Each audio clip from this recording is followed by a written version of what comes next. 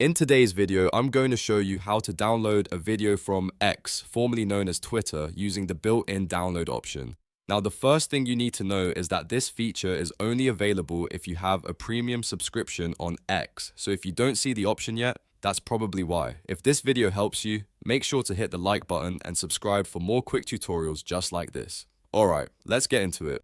Once you're on X, find the video you want to download. This can be any video post that you have access to and want to save for later. Open the video so it's playing on your screen. Now look for the video settings option. This is usually the three dots or the menu icon on the video itself. Click on that menu to open the available actions. From the list of options, look for download video. If you have the premium feature enabled, you should see it right there in the menu.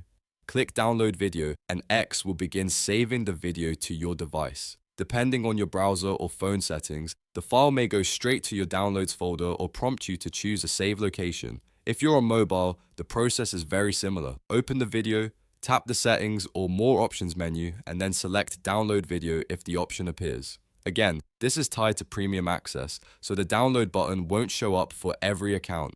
After the download finishes, go to your downloads folder or gallery to confirm the video saved correctly. From there, you can play it back anytime without needing to reopen X.